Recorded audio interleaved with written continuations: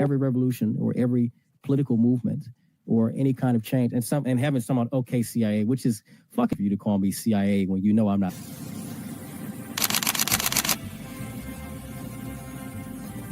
Everything was politicized. It was, oh, this is when we became the left versus the right. But both sides are trash. In COVID,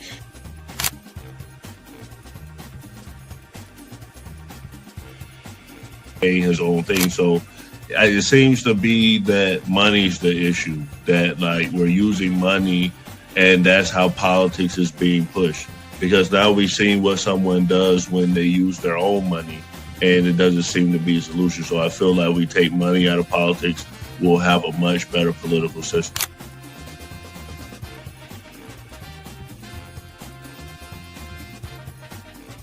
Politician, you think they're gonna come out and tell me the truth? They was lying to my mama. They ain't gonna never tell us.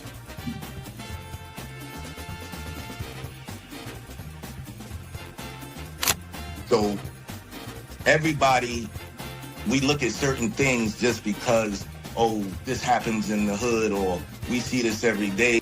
All the way up. These people were speaking truth. King, we could talk X, we could talk it all. They were speaking truth.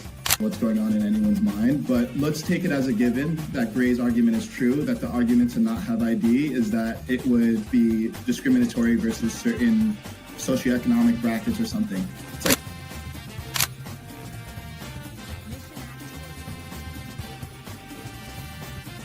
like the world's greatest trial run of what people will do and what people won't do. And we are the only country on the planet that really fought against the government. A lot of it, because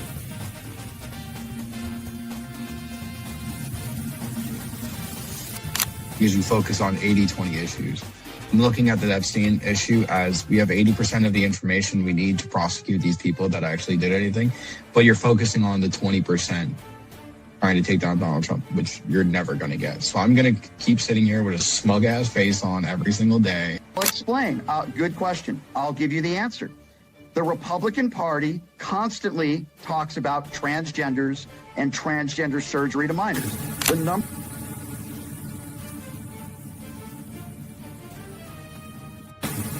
I'm mostly on the left, ideologically, but I don't associate with the Democrats because they're not ideologically on the left. The Democrats are clowns, and they're also losers.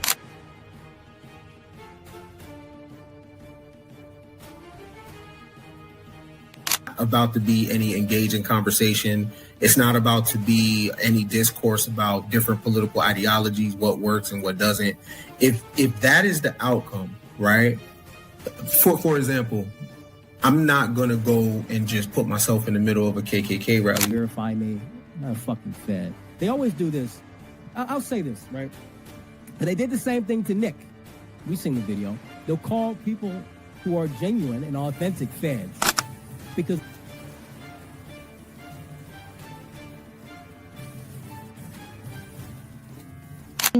the interesting thing to me is that the ones that claim that they believe the Constitution are now trampling the Constitution. The ones that said they believed in the First Amendment, the freedom of speech, right, are now going against the freedom of leadership perspective. They don't have no plan. They don't ever talk about nothing positive about the Democrat Party. Everything is just anti-Trump. They're not willing to have a conversation. They call us fascists. We willing to have a conversation. Charlie Kirk's willing to have a conversation. Thank you all for being here. Late last night and early this morning, I was very bored. And I thought to myself, Donnie boy, how cool would it be to steal a president? I have always wanted to steal a president. Everybody said it couldn't be done. And so I called up Pete, our very amazing war secretary. And I said, Petey, how would you like to blow up Venezuela? And he said, yes, sir. I would love nothing more than to blow up some narco trash.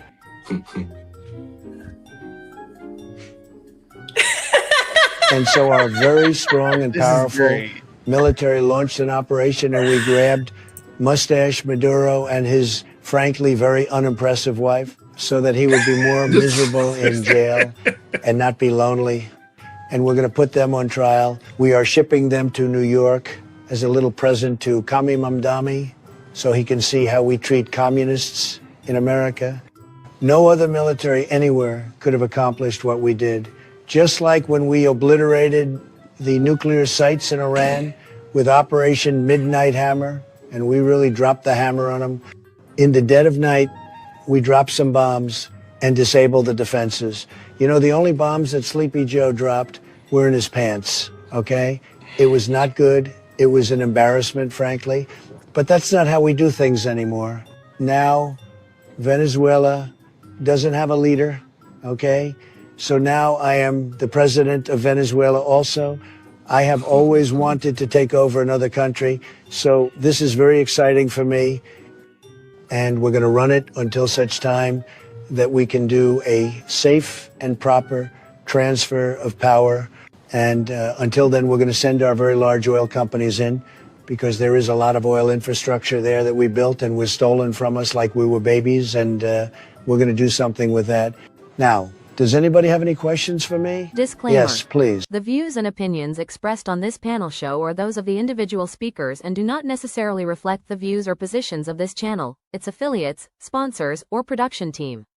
This content is intended for informational and entertainment purposes only. Viewer discretion is advised. We encourage respectful dialogue and critical thinking around the topics discussed. Party. Why I like the new party?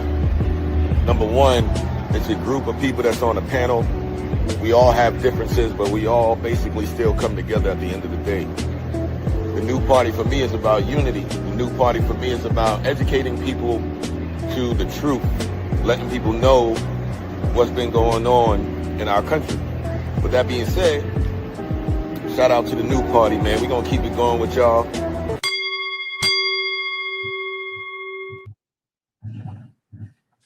Welcome to the new party. I'm Nora Christine. I'm Kamal. I'm Mia. I'm Zeke Arkham. I'm Enzo. I'm King J. Man, we all over the damn place. God. I know. DeAndre, can you talk? It's been a long week, okay? Discombobulated. What do you mean? It's Tuesday. How's it been a Exactly. long week? It's been a long week. I don't know. I can hear y'all now. Okay. Nope. All right. I don't know what's going on. This Okay. is Rippy Unfiltered. Oh, okay. Well, woo! I think it's been a long week. It's been a long 6 days. Start of the new year. We got Zeke Arkham in the building. Come on, sound effects. This is Hold on. Where they at? There we go.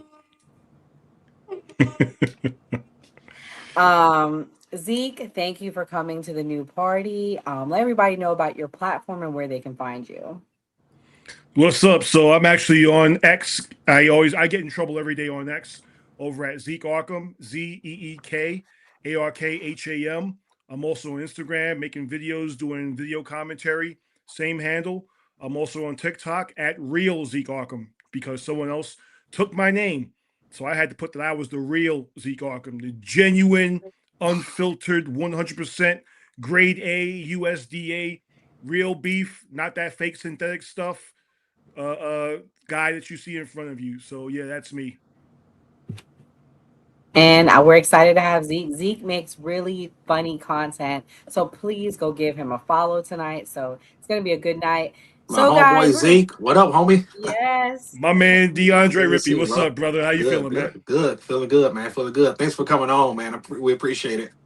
Listen, man, thank you. I just want to say thank you to DeAndre for introducing me to Nora back in Arizona. Thank you, DeAndre. DeAndre's been a dude who from day one has just been instant love and respect. So I appreciate you, brother. Thank you. Yeah, appreciate you too, man. Yeah, and we got big things coming up for DeAndre. He's going to tell us about it at the end of the show. So definitely we are very grateful to have him and all of our team. So thank you guys for coming. And it's going to be a good night. We're going to talk about what went down on Saturday. There has been a lot of predictions. There's been a lot of crashing out. So we're going to talk about it. The first thing is the Monroe Doctrine. We're going to talk about what that is first. this map? Because if not, it's definitely time that you do. It's a map based off of the Monroe Doctrine that was introduced by President James Monroe in 1823. And basically, it says that the Western Hemisphere belongs to the Americas and that no foreign power should have any control over it. Back in the day, it was referring to Europe, but today it applies to China and Russia. That's why when Marco Rubio was being interviewed about why the United States captured Maduro and Venezuela, he said it had nothing to do with oil at all, but actually had to do with... China need their oil. Why does Russia need their oil? Why does Iran need their oil? They're not even in this continent. This is the Western Hemisphere. This is where we live. And we're not going to allow the Western Hemisphere to be a base of operation for adversaries, competitors, and rivals of the United States. The Monroe Doctrine that President Trump has been referencing refers to the United States controlling the Western Hemisphere, which includes Greenland, Cuba, Colombia, Venezuela, which is why you've heard about us getting involved in those countries lately. It's about energy dominance. Oil, gas, lithium, rare earths in the Americas must not fall under hostile control. Financial power, making sure that the dollar system remains dominant in this hemisphere. Military exclusion. You just heard Marco Rubio saying this. No rival power gets permanent bases near U.S. territory, and information and tech control. Telecom, satellites, AI, and surveillance matter as much as tanks. If a new world order is happening right now, many people believe it'll end up looking something like this. After all, yesterday, President Trump did say, peace on earth. Peace on earth. We gotta have peace. It's our hemisphere. The Monroe Doctrine was very important when it was done, and other presidents, a lot of them, they lost sight of it. I didn't lose sight, but it really is, it's peace on earth. I think it's safe to say that this is something we should all be paying attention to and not just some crazy conspiracy theory. But as always, I want to hear what you think about all of this. Okay, Mia, we want to hear what you think. Put the tinfoil hat. Ken went there last night. You got some big shoes to fill tonight, Mia. Ken went there. I don't know if you watched, but he was like going in like conspiracies. You know, we got to play the X-File music because it was definitely that moment. Mia, what do you think about what she said? Do you think this is the new world order? Do you think that this is an overreaction? I think many things could be true at once. I think it could be the establishment of the beginnings of World War III, New World Order, the Monroe Doctrine. I mean, it has always been the plan to go into South America and bleed it dry for all of its riches. That was always the plan. That was never not the plan in the United States. I feel like we're seeing this happen quickly because in 2026, odds are the Democrats are going to take back more seats in the House because the pendulum always swings the other way. So they need to do as much as they can as quickly as they can before the midterm elections. So, I mean, we're going to see them move on Cuba soon, I'm sure. We're going to see them do a lot of moves, and they're going to do it very quickly. And there's pretty much nothing that we could do at this point in time. Xi Jinping controls Africa. Chinese have invested so much time, energy, and effort into Africa. So it just makes sense for us to be in South America at this point in time. Yeah, I mean, I can tell you my family's Jamaican. They also control Jamaica. They were zeroing in on America. And I believe that's why Trump did what he did. Zeke, what do you think? I think you and Ricky are probably the most MAGA on the panel. Do you think this is great? What's your thoughts? I think it's a great move. I actually liked when Trump did it and went into Venezuela. I said for the first time we have a president who's actually doing something. We watched for 4 years as Russia, China, they had that whole BRICS system. What was it? Brazil, Russia, India, China. I forgot the last one, but they all started making moves on their own, and they all started making moves to devalue the dollar, to devalue the United States presence in the world. And now all of a sudden you have a president in there in Trump who says, you know what? No, we're not going anywhere yet. We're not taking a seat back to anyone. And that's exactly what he did. He moved on Venezuela. Maduro has been wanted since, I think, 2019. And Biden, all he did was say, hey, listen, we're going to increase the bounty on Maduro to 25 million. So he basically wanted someone else to step in and do something. Trump did it. And Trump's been blowing up the drug cartel ships coming from Venezuela. Trump's been threatening Mexico, saying, hey, listen, you get your cartels under control or I will. Trump is sending a message to the rest of the world, and I'm here for it. Ooh, well, I'm gonna let King and Enzo go next. This clip is saying that this is going to be Iraq 2.0. Let's listen to somebody that's from Iraq. Venezuelans are celebrating. It's only leftists and liberals that are upset that Maduro was captured. I would like to kindly jog everyone's memory because I know how forgetful we can be when it comes to history. So the year is 2003 and the US invades Iraq. And Iraqis are celebrating because they hate Saddam Hussein. So they welcome US invasion. They are in the streets celebrating. People were just pure exhilaration. At that point in time, you think this might just work. And I remember seeing a guy was carrying a huge couch on his back. And he turns and says, "Yay, America." The US invades Iraq under the pretense that Saddam Hussein is harboring nuclear weapons, which, by the way, they never find. And between the years of 2003 to 2011, America kills over 1 million Iraqi people. The country becomes a failed state. And if you speak to Iraqis today, they will tell you how they have deep resentment towards the United States. The country that they once welcomed becomes the country that they deeply hate and resent, and rightfully so. Soon as the US leaves Iraq, the country then goes into the hands of ISIS, the terrorist organization. You see, it's very easy to start a war. It's very easy to take out a dictator. It's very easy to bring down a regime. These are things that I will never argue that America is not good at. America is great at these things, but it's incredibly difficult to end a war. It's incredibly difficult to establish a new government that brings stability to a nation. To install a new government, to bring stability to a nation, you have to create infrastructure, roads, school, hospitals. That costs money. And America is not in the business of charity, okay? America spent $2.7 trillion in Iraq, US taxpayer dollars. Where did that money go? Private military contractors. So when people are like, Venezuelans are celebrating, why can't you just be happy for them? My response isn't, oh, I must be wrong. My response is, I have seen this before. I don't just remember history. I lived through this history. And you can't say that we as Americans don't get to have an opinion on what happens in Venezuela when it's going to be our tax dollars that goes into creating violence and instability in Venezuela. Just like that $2.7 trillion that went to creating instability in Iraq was US taxpayer dollars. The last thing I want to say is that despite being critical of many different governments, I do not ever call for regime change in Iran, China, Saudi Arabia, Cuba, etc. because I don't have to deal with the consequences of what that would look like. That would be the total collapse of a system. Do you understand what I mean? Industries would collapse, currency would collapse, instability would immediately take over.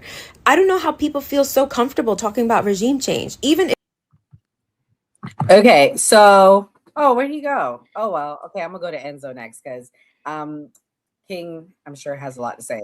Enzo, what's your thoughts? Is this Iraq 2.0? No. Carrying the liberal crash outs all weekend.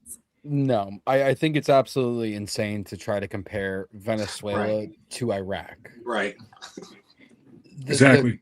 Just the atmosphere of the people are completely two different things. I'm looking at this as more or less, if I'm going to compare it to any other conflict or any other time we went into a country, I'm going to compare it to Panama. The same type of situation. We went in there in 90. We pretty much invaded and occupied Panama for X amount of time, took out Maduro, or not Maduro, fucking Noriega. I'm sorry, I'm getting them mixed up. That and look what happened with Panama. Panama was better off in the end after that, in my opinion, from looking at it that way.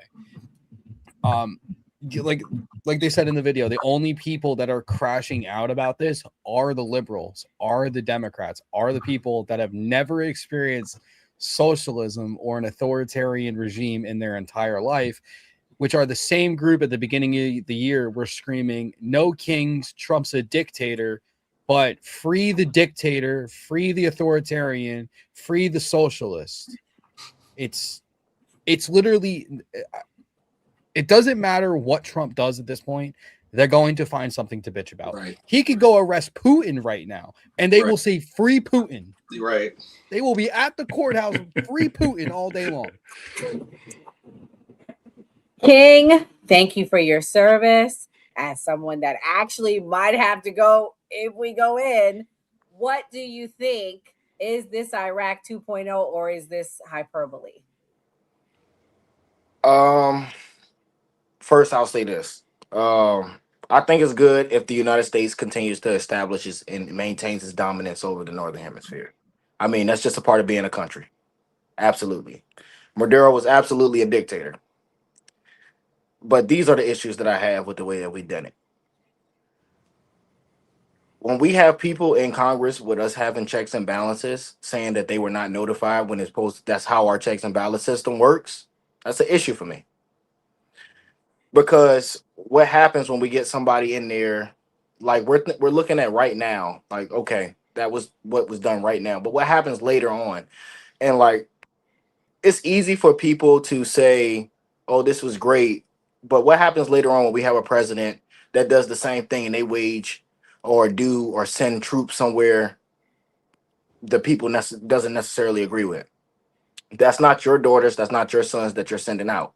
Again, I've said this many times on this platform, on my platform. Anybody that wages war or advocates for war or advocates for sending troops anywhere, if you don't have skin in the game, then you absolutely should not be advocating for it. If you can't be affected by it, you should not be advocating for it. You shouldn't be saying, yeah, you shouldn't be doing it because you can't be affected by those choices. And I just don't think that we should have done it the way that we did it. I would have been a lot more happier if Congress would have been notified. I would have been a lot more satisfied if this was like a team effort. And I just don't like the idea of our president or any country sending somebody in or sending in the military and snatching somebody in the dead middle of the night. And I absolutely think that this may end up being like Iraq 2.0 on steroids. The people are happy. I'm happy that they're happy, but sometimes it's better to deal with the devils that you know rather than the devils that you don't know, because they don't know what they just unleashed on their country. America did not come in there for free. We never go somewhere and we don't and we leave. I mean, that's everywhere everywhere we go, we leave a footprint there. So this is going to definitely have consequences. What would the consequences look? Nobody on this panel would know. Nobody will know until we get to that point. Hopefully the people don't become radicalized. Hopefully they won't suffer the same fate as the Iraqi people, but we won't know until later on. Kamal, you're the most apolitical on the panel. Do you think this is going to be Iraq 2.0? And what do you think? I can't wait to hear what you say. Man, I'm gonna be honest with all y'all on the panel. I kind of don't give a rat's ass about this shit. Is this gonna bring the oil price down? That's all I give a fuck about. Yes, potentially, more than likely. Hey, King, I'm with you about the war shit and not sending people to war, but damn it, if it get my gas price to $3, I don't know, man. I don't know, shit. I'm just saying though. But to be honest though, I kind of didn't really pay attention to this story. I kind of don't give a rat's ass about this. I kind of care more about Tim Walz saying that, you know what, we about to get into that later anyway. I care more about that story than this, to be honest. I'll let you go first on that one. I'll keep that in mind. This is another perspective about the Iraq 2.0, and then I'm gonna let Rippy get in there. Let's hear what this guy had to say. So I didn't plan on this being a two-part video, but there's so much that needs to be said. And this part right here is really important because I don't think a lot of people understand this part. We're just gonna wrap this whole video up in a nice little bow by explaining why this is happening right now, why I believe this is happening right now. Many of you may not have known this or may not have been paying attention, but during the Christmas holiday, Epstein files were released. People want to say there was the same ones. It wasn't. Oh my fucking God, the Epstein files. It never ends. They were all redacted. Oh, it never ends. Somebody got smart and realized that our government is absolutely retarded and made it so that you could actually copy and paste the redactions into another document and see what was redacted. Oh, look at this pesky redaction. Let's just get rid of that. That is insane. This is what happens when you fire government. And sure enough, guess who came out in a lot of those redactions? That's right. It was revealed that Trump and a lot of these people are in fact in the files. And there's some pretty horrific things in there. And then coincidentally, the next day, people realized that a lot of those files that were there the night before were now not there. And it was speculated that they were working overtime to delete those files during the Christmas holiday while everybody was not paying attention. So what do I think happened? What I think happened is Israel released some of that blackmail and said, this is what you're going to do, or there's going to be more. Remember, they're saying, oh, we found 1 million plus more. That was the threat to these people that are in those files. And the blackmail ring continues to control and puppeteer all of these world leaders, including, yes, our administration. And they keep making these moves on behalf of Israel, not on behalf of America. This is not an America first move. This is a move for Israel. That's why Bibi Netanyahu continues to say that Trump is the best friend that Israel has ever had. I've said, and I'm going to repeat it again, because it's so true. President Trump is the greatest friend that Israel has ever had in the White House. Donald Trump is the greatest friend that the state of Israel has ever had in the White House.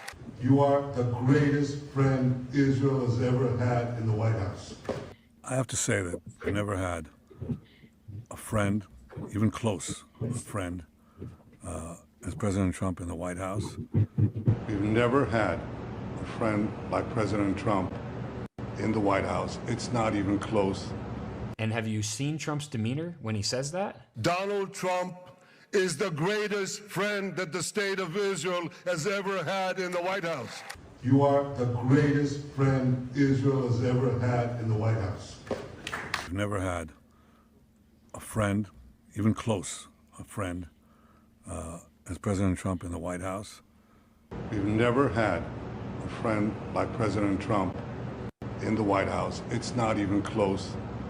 So yeah, I definitely think it's a possibility that this has been the plan. And the reason I say this also is because when I posted about going to war with Venezuela on the 17th of December, the reason why I did is because I actually heard from somebody fairly high up that was the case, that we were actually already there. So we've been there. It's not, the public is just finding out, but I've known that for a long time.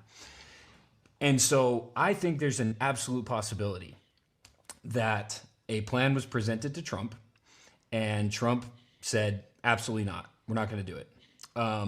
I think there's still a chance that he's not just part of this Zionist agenda and he really is just blackmailed and completely held by his balls. And I think he may have pushed against it, and that's why it took so long.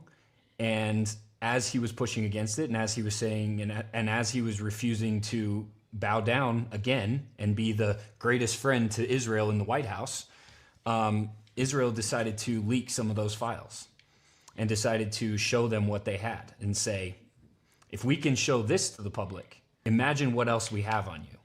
Because the reality is all of those files came out, but then weirdly enough, it's like everything just went away. It's like people just stopped talking about it. The influencers that were posting about it stopped. The media outlets that were posting about it stopped. It's almost like it was leaked just enough to like scare somebody. And then as he made the decision, okay. All right. Rippy. Are Yo. they blackmailing him into going into Venezuela? I was like, damn, I don't want to ask Rippy about this clip. I forgot what it was about. My bad. No, it's all cool. I'll dial it back. Everybody know how I feel about the whole Israel thing. I know. That's why I was like, oh man, I wasn't trying to set him up. I was like, I was saving the Rothschild one for Mia. But at this point, I remember back in July, it was either June or July, when they asked Trump about the Epstein files. He looked at it. He looked at the people and said, are y'all still talking about the Epstein files? And everybody I got mad at him. I'm like, yes, we are still talking about it because it needs to be released. At this point, I'm like, I don't even care anymore, man. I'm so sick of tired of all this garbage. Like, it's every single time they bring it up runs into a fucking brick wall. Nothing ever comes out of it. It's all just complete destruction.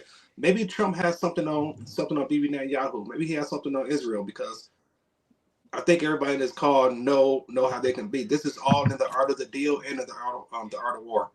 Like everything that we're seeing, I think Trump is really. I don't want to give him that much credit, but I do see him in sync with the art of the deal and the art of war here. Yeah, Trump is very intelligent. Yeah. But the other argument, the other reactions I was hearing, guys, was Trump said no new wars. I'm about to play this clip and then let Mia go next. Kidnaps Nicolas Maduro bombs Venezuela, and the people who voted for Trump because they believed that he was going to end regime change wars and regime change efforts like this one are celebrating this clear and egregious violation of international law. Y'all know Tim Toole, the devil's favorite fool, Poole, had to give his opinion, saying that the U.S. economy is about to boom, tons of free oil heading our way. But in 2019, ladies and gentlemen, he put ending regime change wars as one of his top 3 issues.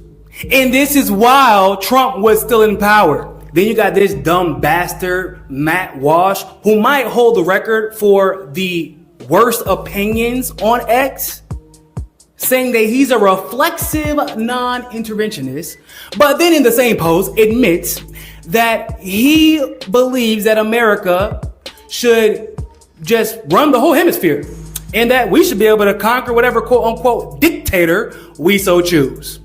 Bruh. So basically you're non-interventionist until it's time to be interventionalist. Like I said, record setter for the worst opinions on X. Then you have Tulsi Gabbard, perhaps the greatest disappointment. Just 2 months ago, talking about how in times recent past, the US was known for toppling governments, regime change, spending millions and millions of dollars on failed regime change efforts. Bro, going as far back as 2019 while Tulsi was running for president herself, she said the United States needs to stay out of Venezuela. And we all know nothing has changed since 2019 up until this point. For decades, our foreign policy has been trapped in a counterproductive and endless cycle of regime change or nation building.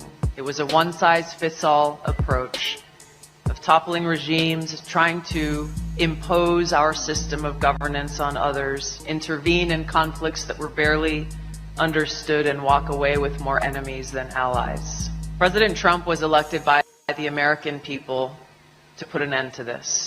From day one, he has showed a very different way to conduct foreign policy. And the part about this that sticks out the most is where she says we don't want other countries to choose our leaders, so we have to stop trying to choose theirs. Yeah, we had to put an APB out there for Tulsi because ever since the United States kidnapped Maduro, she has gone completely and totally silent, which is wild because if I just went up on stage and gave a speech about how the president that I worked for is going to end regime change wars and stop regime change efforts, and then he goes out and immediately makes a liar out of me using false intelligence or straight up lies that can only be approved by my department, by the way, because, you know, she's the director of national intelligence.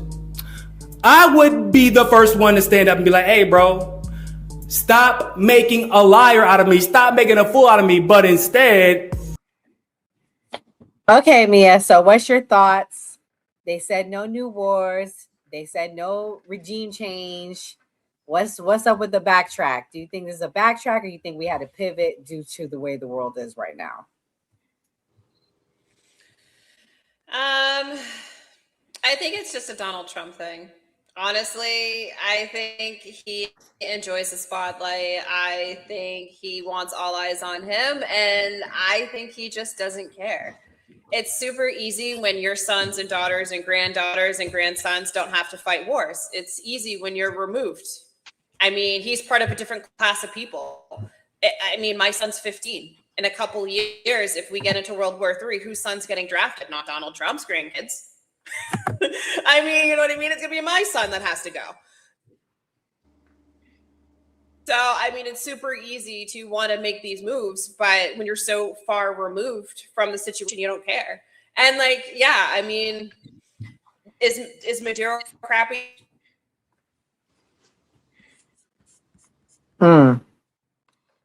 Zeke, what's your thoughts? Why did we? Ooh. I think she frozen for a second. Yeah, she's froze. Oh. Yeah, I'm gonna take you down because I can't hear you. And then I'll bring you back up. But while she straightens out, Zeke, what do you think? Why was there a backtrack? Do you think there was a backtrack, or do you think he just had to pivot? I don't think there was a backtrack at all. I think, you know, listen, you are allowed to change your opinions with the world changing. J.D. Vance, remember, was anti-Trump until he actually got in there and saw what Trump did. and then he changed his mind. Listen, if you go back and look at some of my opinions from 5 years ago, 6 years ago, they might be different because the world was a very different place 5, 6 years ago. And you are allowed to change your mind. You're allowed to say, you know what? I was wrong on this. You're allowed to say, you know what? The world is a different place. Fentanyl is much more dangerous today in 2025 than it was in 2019. After COVID, after everything that happened, with the way the border opened up and the way Biden really just took his eyes off the ball with the border, you are allowed to say, you know what, with everything that's happened over the past couple of years, with everything that's happened with the Biden presidency, with the Biden cabinet, with everything that's happened, we need to step our game up. It's like I said before, you had Brazil, Russia, India, China stepping up and basically trying to destroy the United States from outside, destroy us economically. Trump came in and said, you know what? We can't allow that to happen. And you know what? If this is a play for oil, I'm not mad at it, because sometimes if someone is coming at you with a baseball bat, you have to come back at them with a gun. And that's what Trump is doing. You're allowed to change your mind. You're allowed to look at things differently. And if Tim Pool is saying something different, doesn't make him a backtrack, doesn't make him a hypocrite. It just means that maybe he's looking at the world differently. You don't know. You're analyzing one tweet and trying to say, oh, this is hypocrisy just because of one tweet. Something that Matt Walsh, if you're looking at one tweet, you're looking at one speech from Tulsi Gabbard. In regards to the other guy talking about Israel and, this is what they have on Trump. This is all speculation. I didn't see any real concrete, hard evidence from him. I looked at the Epstein files. I agree with DeAndre. At this point, I just want them released. I let the chips fall where they may. If I like you, if I don't like you, if your name is on the list, you need to be up for investigation. Right. And that's it. That's just how I feel right now. That's something I've always had against Trump. When he said, oh, you're still talking about that? Yes, I'm still talking about it. Yes, because it's one of the reasons I voted for you. However, I do think the height of hypocrisy is the fact that you had Democrats for the past couple of years who gave up on the Epstein files, didn't say a word about it. And now that Trump is in office, now that Trump's talking about it, now all of a sudden they have an interest in it. That to me is hypocrisy. Hypocrisy is when you have someone like Kamala Harris, who 1 week calls Joe Biden a white supremacist, and then I think it wasn't even a month from then, turned around and accepted his nomination for vice president. That to me is hypocrisy. So no, I don't think this is a backtrack at all. So Zeke, I got a question. If the Epstein files come out and it turns out that Trump is in it, will you regret voting for him, or will you still stand beside him? I'm not going to regret voting for him, but he definitely will not have my support anymore. I mean, listen, between him and Kamala Harris, I'll take him all day. But if his name is on the list, I'm going to hold him just as accountable as I will anyone else. And I think we all feel the same way. I think everybody that voted for him feels that same way. This Venezuela thing disappointed me because he ran on no new wars, no regime changes. He ran on that. He said that multiple times. So I was like, this is not what I voted for. However, that tranny thing came out this week, and I'm like, oh yeah, this is what this. No, it's all good. It's all good. We had to keep men out of women's sports, and honestly, that was really the watershed moment. So I agree with you. For me, it was the better of two evils. I'll be honest with you, and he was the better. Mia, you're back. Yeah, the border. He supported 550,000 people. Right. Joe Biden barely did 200,000 last year. So I will give Trump credit. He's done a phenomenal job with the border. Mia, you're back. What do you think? If he's in the Epstein files, would you have backtracked on voting for him? What do you think? Do you think they're blackmailing him? There's no doubt. He's obviously in the files. They all are. Birds of a feather flock together. They're all in the files at this point in time. Everybody's in the files. Biden, I'm sure Kamala's in the files. Trump, everybody's in the files. These people are all in the cabal together. They're all birds of a feather. At this point in time, it's the lesser of two evils, like you were saying. It's whoever you agree with more on an ideological basis, because neither one were that good, to be honest. And look at Tim Walz. Look how he showed up. So, I mean, literally neither one were that good at this point in time. They were not the best and the brightest that America has to offer. None of them. Oof. Well, people are very happy about Venezuela. I'm going to play this clip. This is the Hispanic population. Very, very happy. Good day because Maduro is out. He is a son of a bitch. I hope this sends a message to the other sons of bitches. Oh, that's that in the lady from region. The View. You may The disagree View. I was telling you with about. the way Trump did it, but it's done. There was no way that it was going to end any other way, because once he started bombing boats, and we've bombed boats and alleged drug boats and killed over 115 people. I think Trump thought getting rid of Maduro was going to be easy and Maduro was going to scare easily. He didn't. It took him doing this. So yeah, he did it without congressional authorization. This was an act of war. All of these things, but it's now done. I think it doesn't escalate from here because the objective of this was to get Maduro out. And certainly there's an oil component. Certainly there's a lot of Trump ego in this about, being able to do it. But it's done. And I, for one, I am very happy that Maduro is out. And I pray and hope for the freedom and peace. So, King, was this to get the Hispanic Latino vote from the Democrats? She's a very strong leftist. She's part of The View. She's one of the people that were like anti-Trump, and now they're celebrating. I have personal friends that had on the fence about Trump. Oh, he left. Kamal, I'm gonna ask you that question. Do you think this was a way to get the Hispanic vote? Shit, it might have been, but I feel like just from the Democrats to the Republicans, everybody just playing the game, man. They just getting in where they fucking fit in at this point. You feel me? That's just how I see it. You know what I mean? And you do have the right to change your mind once you get certain information, but at sometimes it be looking like, all right, y'all don't really change your mind. Y'all more about just worry about your pocketbooks. That's how I be seeing it. So, all right, King, you good?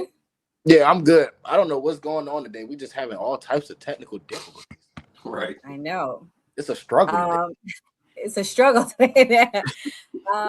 Same question, King. Was this a way to get the Hispanic vote, you think?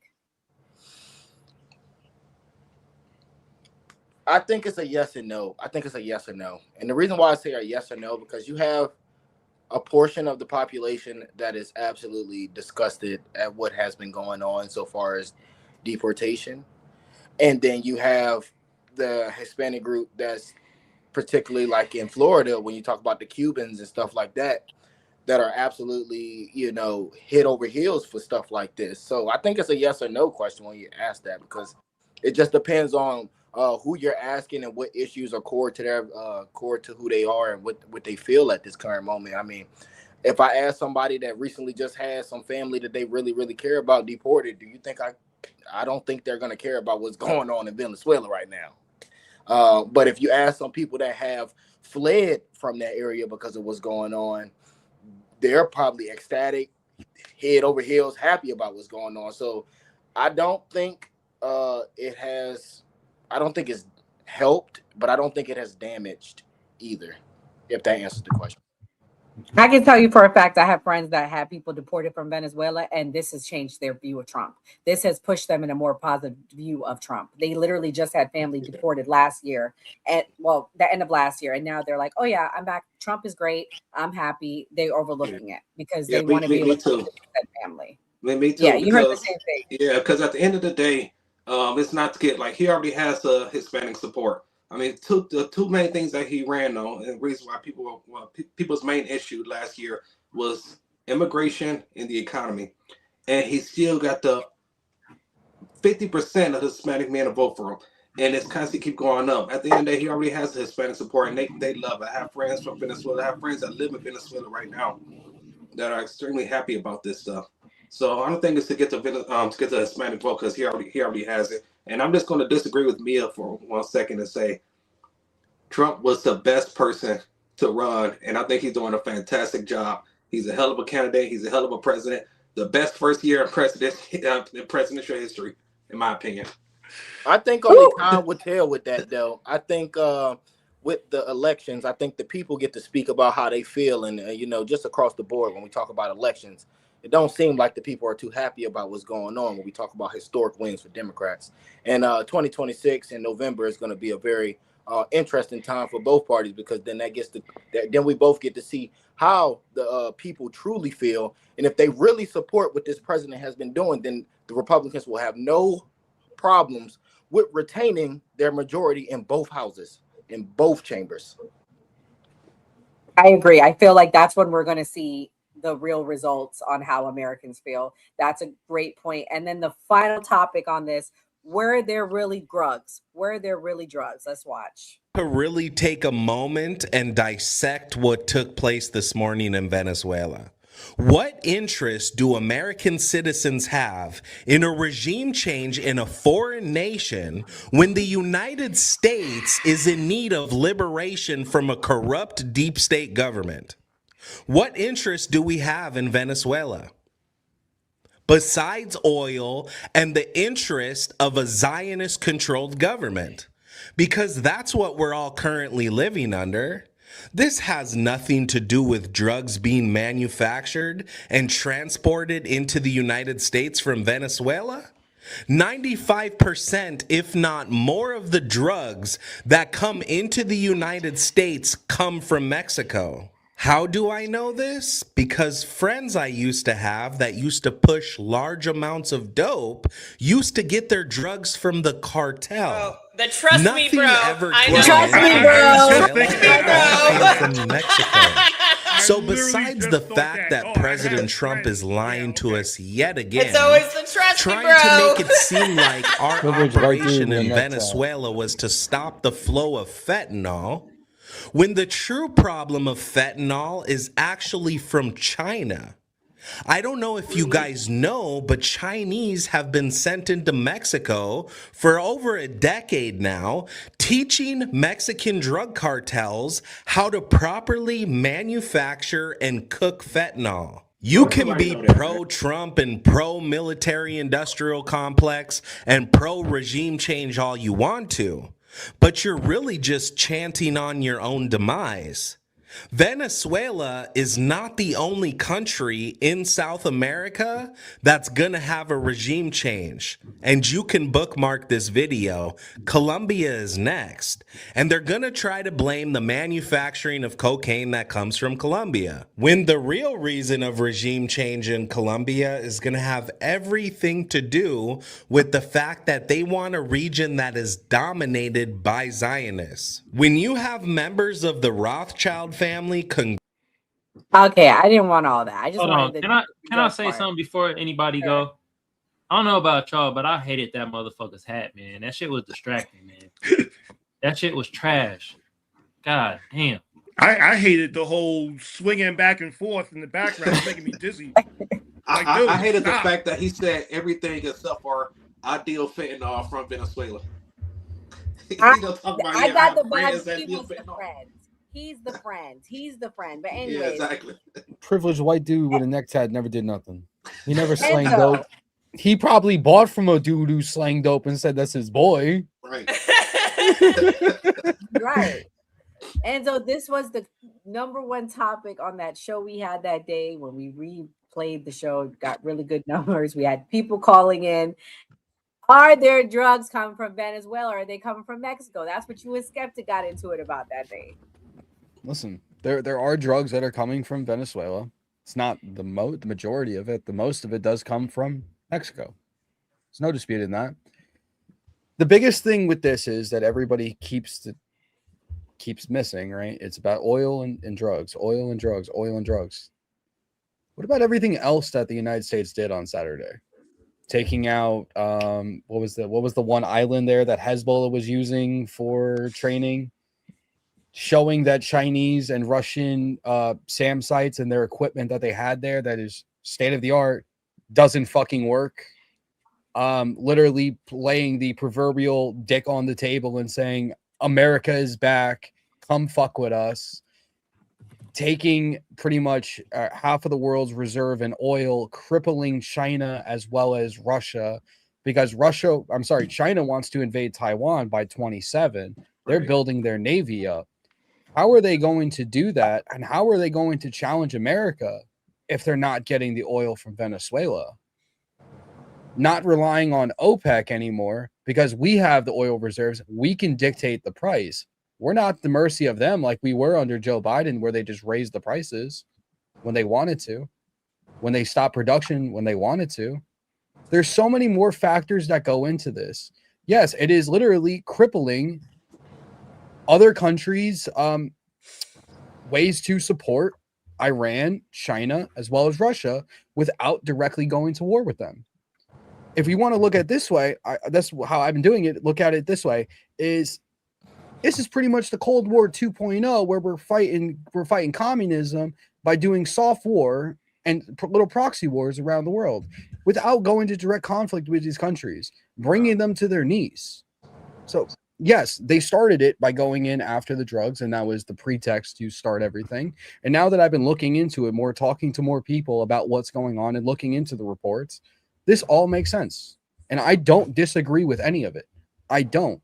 I want to cripple China and I want to cripple Russia as much as we can without going to a direct war with them, because I've been saying it for months. I've been saying it for years. We go to war with China. We go to war with Russia. That's World War III. That is annihilation. You might as well just off yourself before it even starts, because no one's going to survive that. Oh my God, this is worse than last night with Ken. Jesus. Anyways, I'm just playing. Ricky, what do you think? Do you agree? Can it be? Are we going to go after Mexico next? Because it seems like a lot of the drugs are coming from there. Who you asking? You. Oh, no, I don't think we're gonna go after man. And the thing is, I don't think it was all about drugs. I mean, that was a small portion of it, but they had everything to do with, foreign adversaries setting up shop in the Western Hemisphere, and then they wanted to get all the oil, like Russia and China, just like Enzo was saying when he used that Cold War analogy. I thought that was so on point. I'm gonna use that because that's like perfect for it. So I don't think it's Mexico. I don't think it's all drugs. It has everything to do with Russia and China setting up shop over here in the Western Hemisphere, and we can't have that. Which is true. That's a good point. Yeah. I disagree. I think what is going on in Venezuela has been a promise that the American oil companies made them a long, long time ago. If you look into the history of Venezuela, when ExxonMobil was down there before Chavez completely took over it, he had signed in laws that nationalized the oil and kicked out the American oil companies. And the American oil companies, when they were having meetings with Chavez, they told him that they would be back down there. And this is just them returning that promise. They found a puppet that is going to deliver on what they wanted. And Trump, being the bully that he is, they came back and they're coming to get their stuff. I mean, shit. Again, I just don't. Me as a Black American, I will never support the exploitation of a group of people for the benefit of myself, because I know how it feels to be in a group that was exploited. So, I just think it's. So who do you think is being exploited? The Venezuelans? I think the Venezuelans will later on will be exploited. America does not do anything for free. When we get down there and the oil companies get the divvying stuff up, I promise you that America will profit more than the Venezuelan people. But I'm going to tell you what Venezuelans said, because I had that same conversation with several Venezuelans when we went out to dinner Saturday night celebrating. I said that to them, and their response was, we don't care. We're being exploited now by Russia and China. Somebody's going to do it. And we were being, we have a dictator at the same time. So they were, at least we're getting, we rather get 10 cents than 2 cents on the dollar. Because my question would have been for them. My question for it, nothing really has changed for the Venezuelan people. I mean, to be honest, not yet. I don't think it's gonna change. The same people are still in power. The people that Maduro has handpicked are still controlling the levees, the power. The matter of fact, the motorcycle group, or I don't even know the name of them, they was out literally grabbing people up off the streets and shooting up stuff. Like nothing has really changed. The leader is not there, but the people that he has handpicked and put in places of power, they're not going to change. That's why he picked them. Yeah, you're right about that. Most people don't realize that, but go ahead. So my question is, what did they gain? Because that's not going to change. What did America gain? America gained control over the oil. We're getting ready to exploit it. We're getting ready to exploit them. What is that going to look like in the future for this group of people? when America now needs to gain access to these resources as quickly as possible? Does that mean they're sending their people out into these oil fields when we know that that infrastructure is not built like American infrastructure right now? And they done already said many times, many experts have said that the infrastructure is faulty. It needs to be updated and everything. So does that mean they're going to get ready and send those people out there to grab oil, and many of them are going to be dying trying to fix this process? That's exploitation. I'm never going to proof of that as a Black American. I mean, I guess it's all about informed consent. I mean, these corporations are going to extract what they can, and they're going to invest all the money needed. So more than likely, they will build up the infrastructure. They'll build the roads. They'll build everything they need, housing, all of it, in order to extract the most that they can. So, but I mean, if Venezuelans know if they want the jobs and they're honest about it, about building the infrastructures, building the roads, building the housing, building the new refineries, and so on and so forth. I mean, it's their choice to do whatever job that they see fit. But it's the first time in 25 years that they could have like a decent paying job that they could potentially provide for their friends and their family. But also it clears a pathway for, we could say, the 2 million Venezuelans here that don't want to be here. People keep forgetting the Venezuelans that are the migrants that are here, the refugees that are here don't want to be here. All of them. I'm sure most of them would probably want to go. They home. already gave them refugee status. Nobody's going. And that was my other reason why I'm pissed off. They gave them refugee status. Ain't no more deportation to Venezuela. That was my number one reason why I was mad. But you got to think too, like, we can get it secure enough, if we can get enough jobs, and if we can transition it enough, some of them may want to go home, because the idea would be for these people to want to go home. They fled everything. That land holds the body of their ancestors' bones. If they could be there, I'm sure they would much rather be there. Some of the motherfuckers are up here in Boston. It's cold as hell. I'm sure they'd rather be in Venezuela. The weather looks better. It's 15 degrees outside. I'm sure they'd rather be home, okay? So if we can make it better for them, especially if some the ones that had to flee because it was too dangerous, and give them the ability to go home and build back their country, I feel like we are obligated to offer them the chance to build back their country and to be part of a new Venezuela, if that's an option. I think what he's saying is that new Venezuela still got the same people. This is my question to Mia. What does that look like? Like, this is my whole thing. Like, some of what you were saying, I absolutely agree with. But why are they gonna want to go home? Nothing's changed. Those people that are in power, they're not gonna step down. So does that mean America's gonna get more involved in Venezuela's politics, and we're gonna start taking out more of their leaders? What does that look like? More than likely, yes. We're going to secure our investment, and if we need to, we're gonna remove them. We'll probably let them know and give them an option to beat feet. But if they don't want to kick rocks and beat feet, we're going to have to go and we're going to have to physically remove them. I mean, we removed Maduro in less than an hour, and we didn't have to kill anybody in his household. So I mean, they should be sleeping with one eye open, because eventually we can come in and we can remove them. So I mean, they could either leave peacefully and beat feet, or we can go in and secure our investment. And I hate to say it like that, but we're going to go in and secure our investment. Yeah, I'm going to let Rippy have the last words, and we're going to switch topics. My bad, Go ahead, Rippy. Oh no, I was just gonna say I agree with what both of you guys are saying. It makes perfect sense, but especially what is it? Sorry, I can't really read your name. King. But King. So basically, what you're saying is, no matter what, it's still even without Maduro, people don't understand that Delcy, whatever his name is, Rodriguez, he actually the person that controls the oil, and then the other guy, Lopez, Pedro Lopez, he's the ones that controls the military. And these people are 10 times worse than Maduro. They say that they were the ones that were calling all the shots. Yes. So what you're saying is that we gotta go after these people, but what if they're more prepared than Maduro were prepared?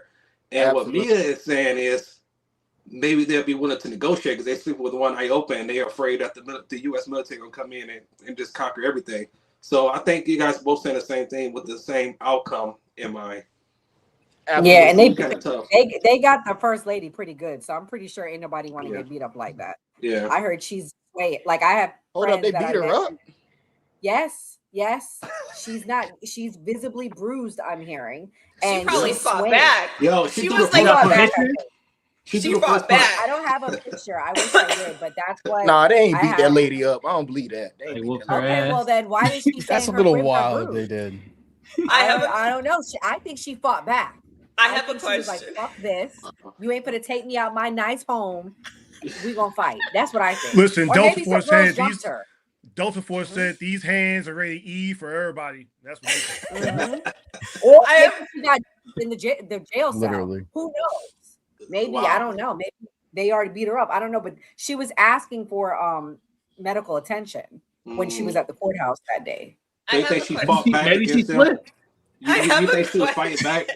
She in Arkham Asylum Yeah. right now. She was fighting back at against the military NBC. with weapons, with guns and everything. She was like if they ran into y'all house, like Mia and Nora, would y'all fight back? Oh, I would fight back. Fuck yeah. fight back, Ain't dude. nobody gonna take me out my nice house. Nah. Hell no. It's 15 Hell no. degrees outside. You think I'm leaving my heated house? She already heard how American jails are. It's horrible. She fought back.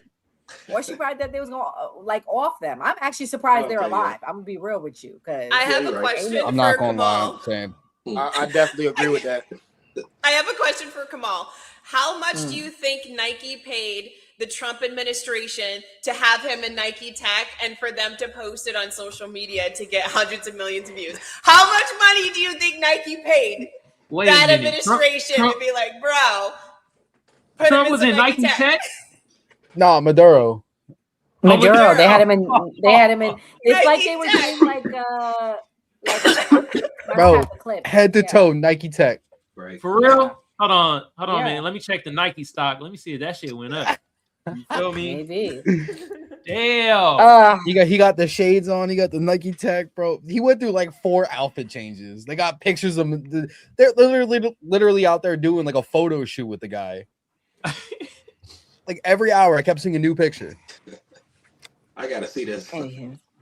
Well, they'll pull it up. We're gonna play the next clip. We're gonna move on, guys. Governor Tim Walz, this was a win, I think, for MAGA this week. He stepped out. This is what he had to say when he stepped out. Proud of the way we treat our neighbors. I'm proud of the way that we welcome people to this state. I'm proud of the way that we innovate. And I'm proud of the way that we are optimists for the future. No one's taking this away from us. Not the fraudsters. Certainly not this president. Not on my watch. Tomorrow, I'll be back with you. I'll give you an update on America's best paid family medical leave program that is now a week into it. And at that time, I'll take all your questions. Thank you all. Thank you, Press. I'll be back tomorrow. Let's go more tomorrow. Appreciate it. Thank you. Wow. All right. Thank you, Press. Tampon Tim is crazy. You said you were going to take questions. Why didn't you? Thank you. So, King, as the one Democrat on our panel, are you sad that he stepped out the race? And what do you think this says about this coming election? I'm a new type of Democrat. I don't know how everybody else is. I'm looking to get all the old motherfuckers out. I'm so happy Nancy stepped. She's done.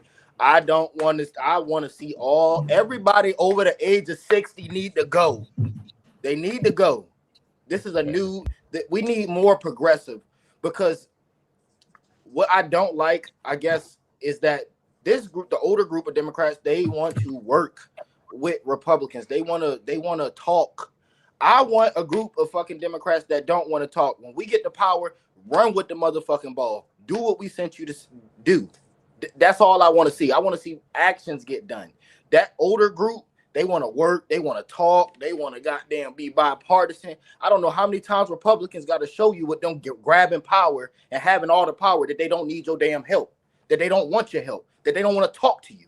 That shit be pissing me off when they want to do all that shit. When you got all the power, you got the presidency, you got the goddamn White House, you got the damn House and the Senate, and you want to work with these people after they done showed you they don't care about working or talking with you.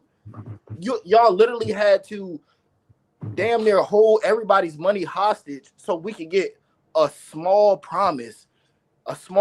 They would not hold. They would not give up. Like, this older group needs to go straight up. So I'm happy. He need to get his old ass out of there, and let's put some motherfucking 30s in there. Somebody that's 30, somebody 35 or something that's more progressive. I'm sick of the old motherfuckers.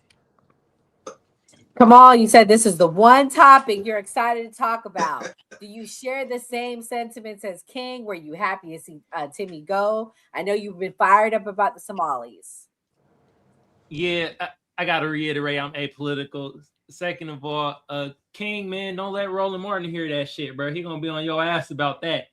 You feel me? He don't like hearing the old people getting out the Democrats like that, man. You know, he gotta keep the old regime in with the Democrats. But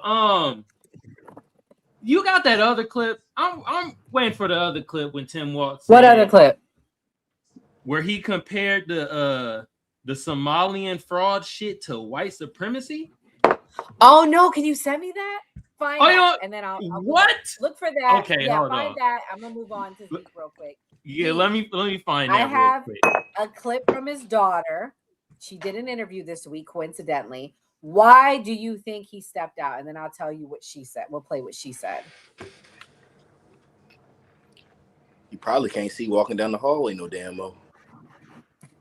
Oh no, Zeke, can you hear me? I can hear you. I get you loud and Oh clear. yeah, go ahead. Oh, are you thinking of the answer? Why did he step out of the race? Oh, I'm sorry. I didn't know you were talking to me. Yeah, I'm sorry.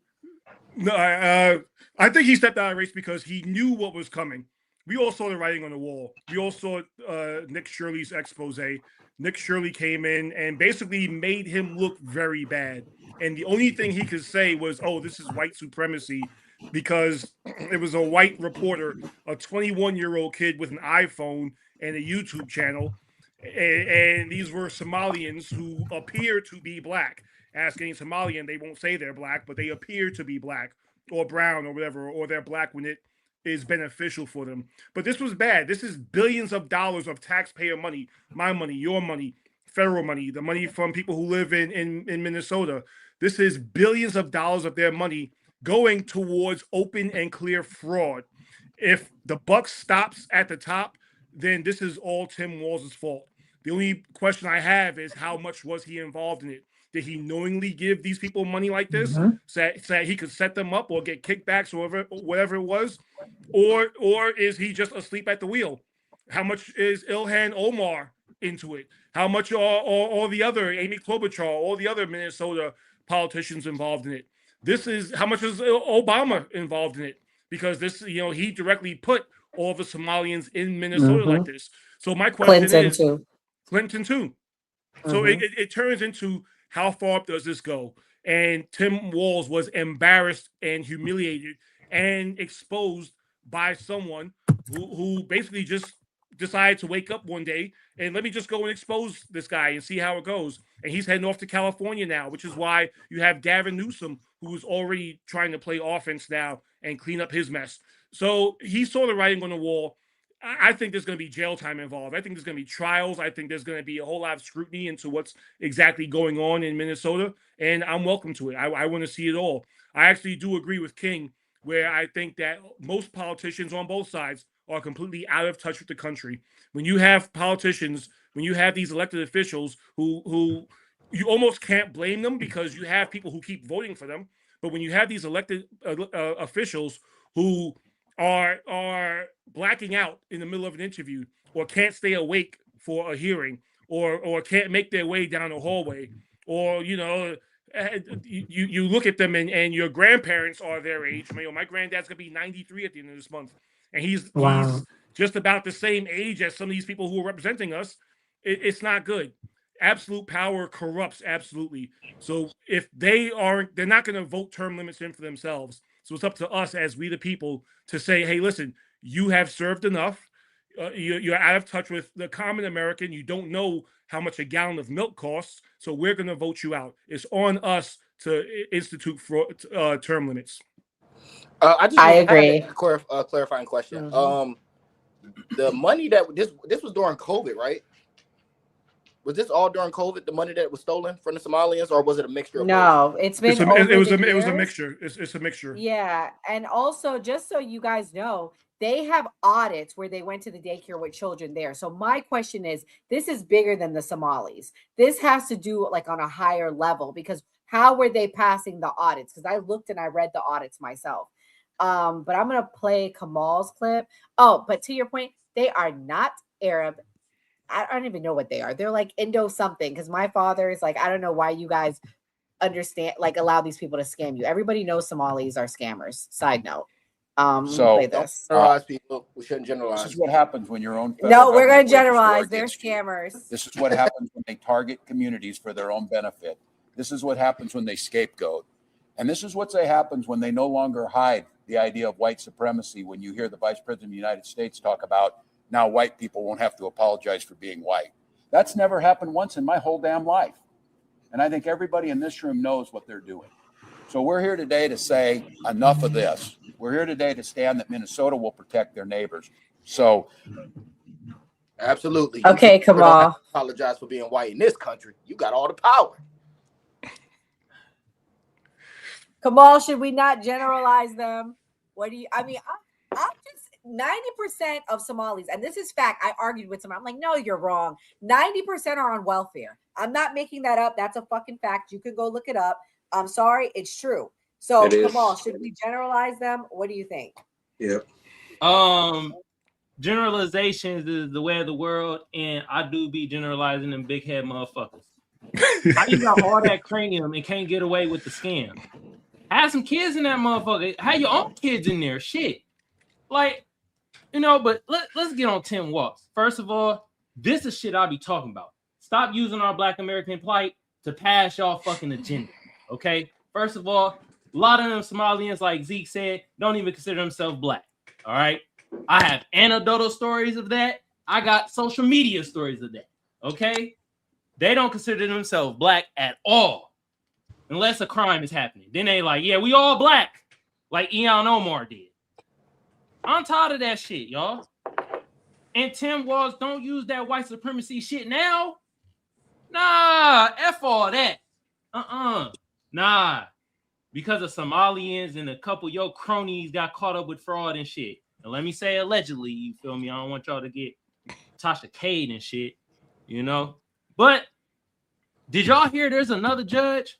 White lady, by the way, is trying to pass a law now that you can't go into daycares and get in the records and shit like that.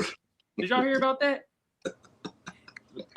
Wouldn't I surprise didn't me. hear about that, but I saw the guy who said that they directly broke into his daycare and stole all the records. Didn't touch stole all the a records, single the kids' other records. thing. Didn't touch a single other thing Yeah, in the okay. daycare. Right. Just stole the records. Yeah. Just the records? Yeah. I heard they left $10,000 in cash and just sold the records. Well, my thing is, if we're gonna hold everybody to the standards and we're gonna start investigating, I think we should start investigating everybody. Because I know a lot of white folks that did a lot of fraud for COVID. A lot of fraud. Already been Motherfuckers talking about they investigated for got farms and shit and you living in the middle of the damn city. Where the hell the farm at? But King, they got arrested. There's people in jail. Nah, for it's that, still King. people. I know people right now that still living at large. I know, but a lot of them did get caught though. Like, this is the thing, King. I made a video and I made fun. I said this Somali derangement syndrome, because some content creators, not you, Z, you didn't do this, and not you, Rippy, but every goddamn video they made was about the Somalis. And so to me, that seems like a psyop. That seems like a psychological manipulation. They're being told to put this out. So I agree with you, King. I don't like it either. I don't want to just focus on the Somalis, because I want to focus on the people higher up.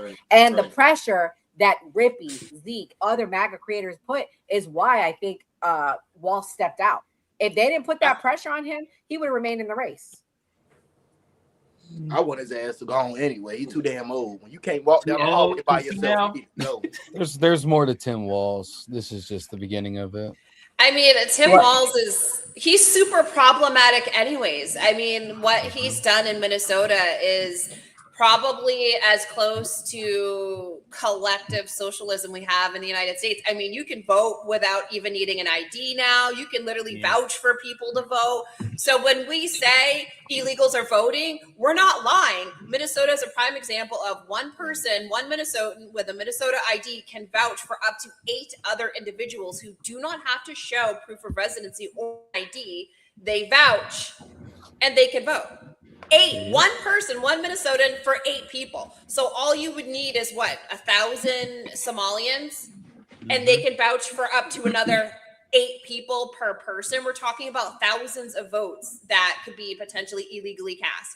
And then he also did a thing where illegals can drive. They can have driver's license. licenses now. There. Like, you don't have to be a legal American citizen to be on the road. Like, that's legal in Minnesota. So, I mean, I would say Minnesota is probably the most socialist state we have. And it's obviously not working for them because billions upon billions of dollars is gone now. We have no idea where it is. And to be honest, maybe I'm a hater, but I mean, what the fuck is Somalia known for, right? Piracy and scamming. Scamming. Well, literally 80% of the That's banks in the fact. United States. I'm not being racist. That's fact. And all Piracy, Africans will tell you that. Scamming. Yep. I mean, it's to the point now, big banks in the United States will not do wire transfers to Somalia. Nope. Somalia is so difficult to do wire transfers from the United States to Somalia for that particular reason, because they are scammers. And I will throw this out just because I'm being a hater. They have some of the highest coefficiency when it comes to inbreeding as well. So do with that information what you will. Google's free, my friend. I'm just saying this to be a hater. Hold up now. I gotta disagree on that one. I gotta disagree on that one. Hey, it's a group bigger than them that's bigger for inbreeding. History of it, and we know it's a bigger group when we talk about scamming that been scamming for hundreds of years. He got his big hat. He got his Somali hat on. Their heads look like this. Lord Jesus. The hell is that? Oh my God. Oh, Lord Jesus. Okay. All right. This was Tim Wall's daughter, though. This is why she said she dropped down. Then I'm gonna let Enzo talk because Enzo's been so quiet tonight. Here we go. It's been an interesting time. We are. We've been talking about talking for a while. Yes. We booked it, and then your dad just announced That's his he's not daughter? running again like hours ago. Yes, hours ago. I assume it wasn't as much of a surprise for you as it was for me. She looks different, right? Well, I wasn't She even looked home normal. for the holidays. She It's a looked busy just like season him with at long work, hair. It was But weird. we were I agree. kind of talking about it over the holidays, and Yeah. just in the past little bit, that's the conclusion that he came to, my family came to. And then, you reached out with like actual dates, and I'm like, oh, that works out perfectly. I can't say anything to anybody. Yeah. But it gives me the opportunity to do this and be home for it, which is like really great. Yeah, because you flew in to do this. She so thank you seems for so that. young to have a dad that We had looks to so coordinate old. times and all that, Yeah. and you're having to act with this knowledge, Right? and you were so nice because you actually. I don't know. had She this looked trapped 17 before and you 47 at the same time. I don't know about that. It looks silly.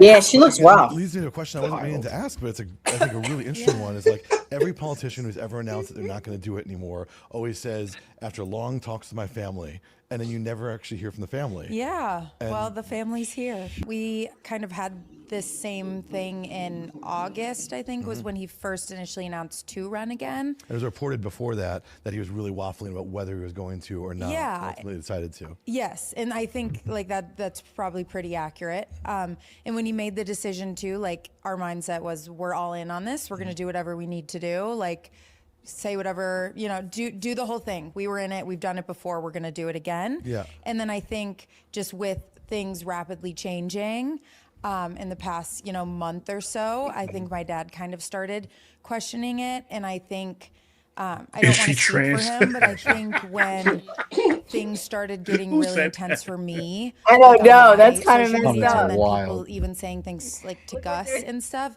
I think that's when he was really like, okay, like I need to evaluate what's best for the state, and then I need to evaluate what's And the best guy for my interviewing family. her looks like he needs to be on the registry And then somewhere. I think it was just kind of a natural, the past couple weeks have been really intense, kind of a natural conclusion.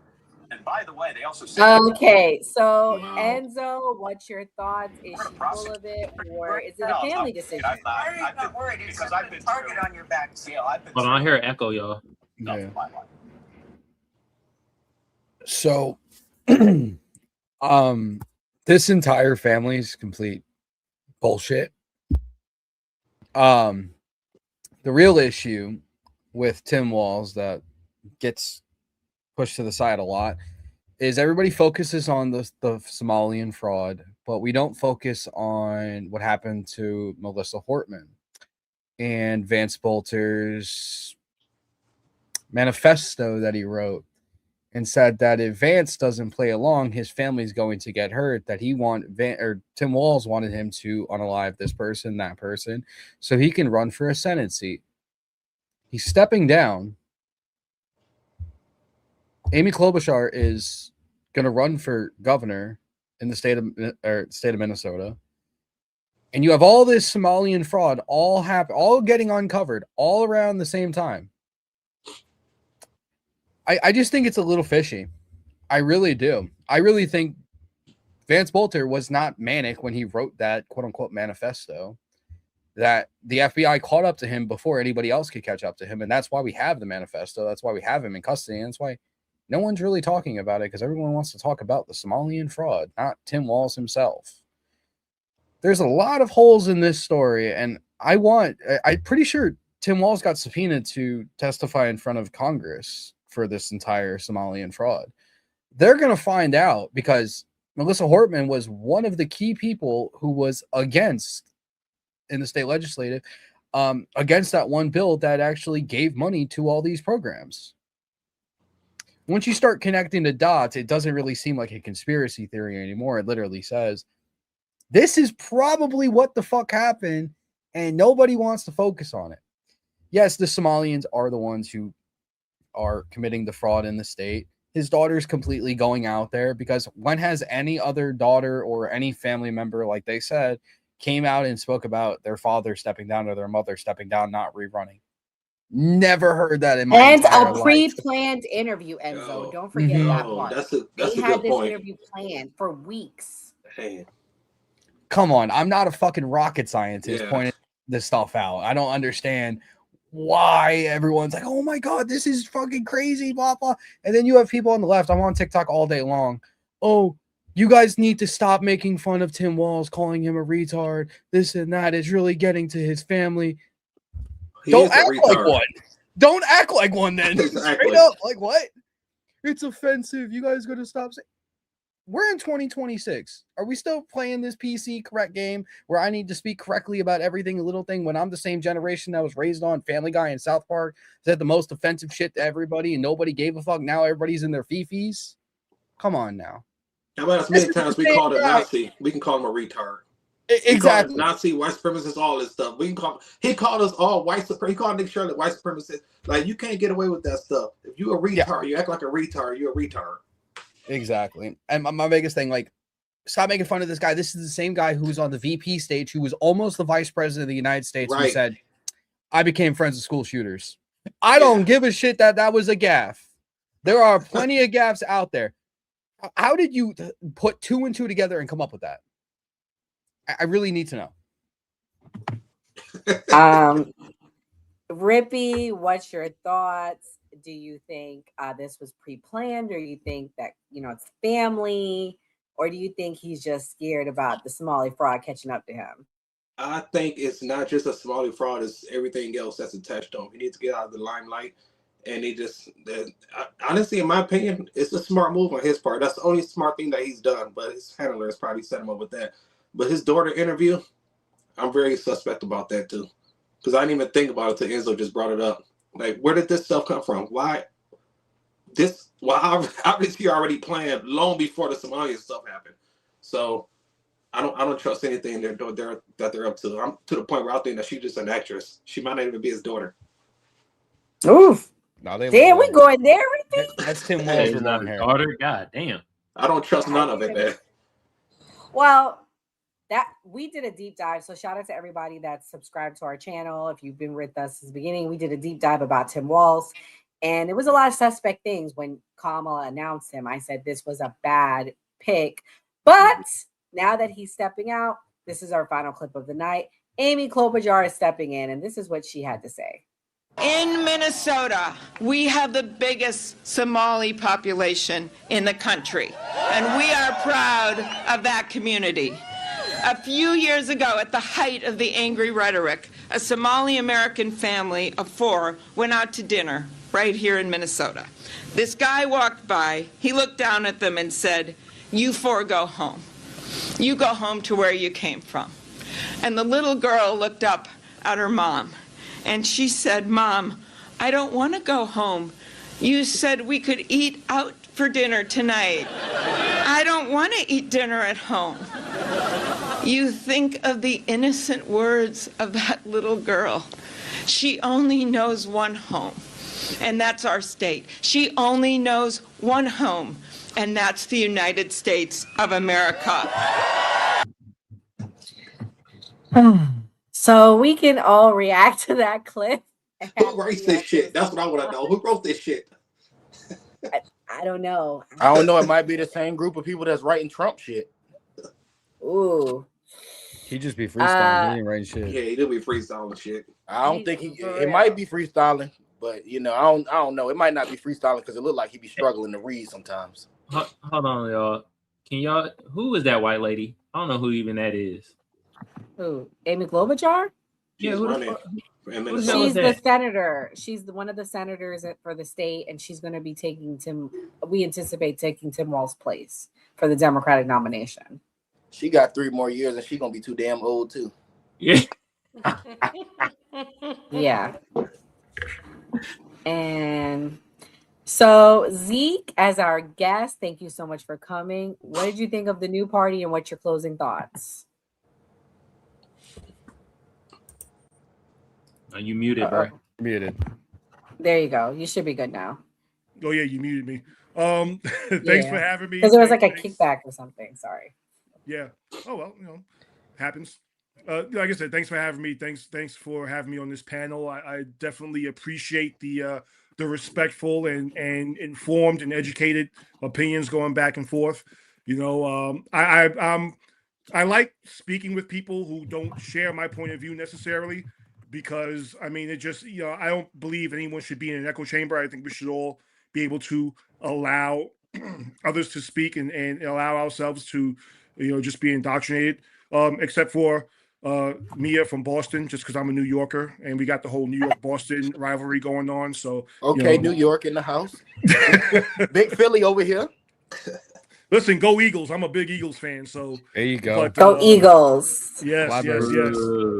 But again, just thanks for having me. I really do appreciate this, and hopefully you have me on again. I like this. I look forward to it. Thank you, Zeke. We appreciate you for coming. Everybody go follow Zeke. I really appreciate Rippy for making that connection. So thank you again for coming. Mia, what's your closing thoughts? Again, this has been another great episode. Thank you to our guests for coming here and hanging out with us and tolerating us. We are definitely a funny bunch. And I will say we are going to see a lot of changes happening very rapidly. And most of these are probably going to come within the next 6 months to guarantee that Trump administration is going to be able to do all the things they want to do. They're going to do everything before the midterms. So you're going to have to come back and follow us and subscribe, because we'll be going over this Monday through Thursday. Yes, that was good closing thoughts, Mia. King, thank you for coming last minute as always and holding it down. What's your closing thoughts? As always, it is good to see everybody. I know I am not as active as I used to be, but we're gearing up to, as I said last show, put my foot on these motherfuckers' necks.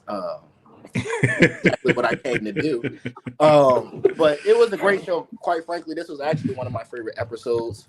Before we get to judging people or generalizing, I will say this is my last closing statement, is that anybody that's in a marginalized group, we should think twice before generalizing people. I understand that there is like this stigma towards that group of people because there are high numbers, and statistics show that that's something that's happening major in that community. But don't just look at somebody that may look Somalian and think that they're a fraudster. And it would be very hypocritical of me as a Black American to support something like that. Great show. King, whatever happened when you went away, I like this new King. I like this new King. This new King. That's that new educated brain. I graduate with my bachelor's this spring, and then I'm heading into my master's this summer. So that's that education coming out of me. I'm proud That's of you. fine. I'll hate for you. I'll hate for you. Don't you worry. I got you, boo.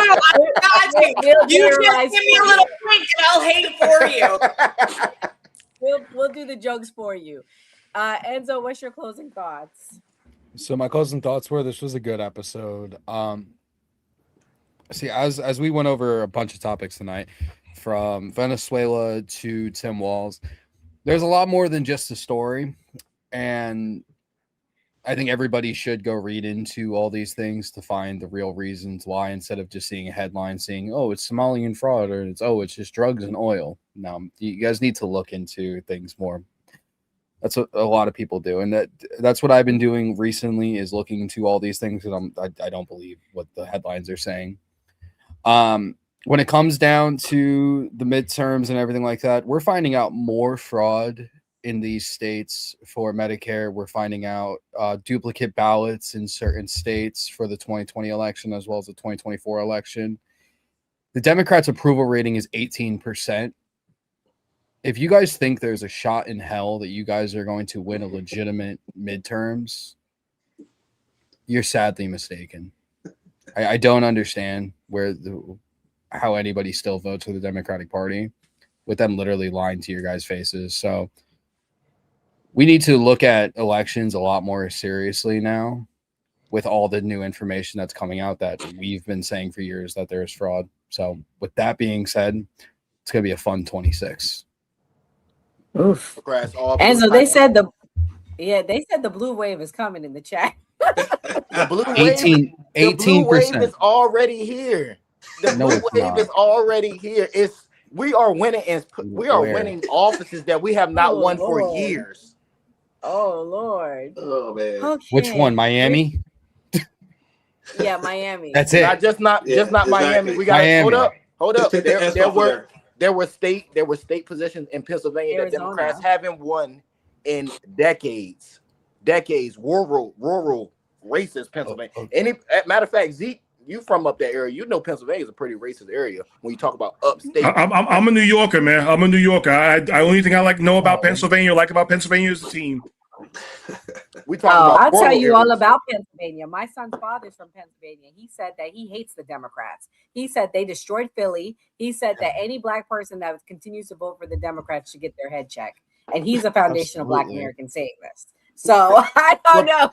We're talking about Democrats winning Republican areas that they've had for years. Like the Republicans did last year.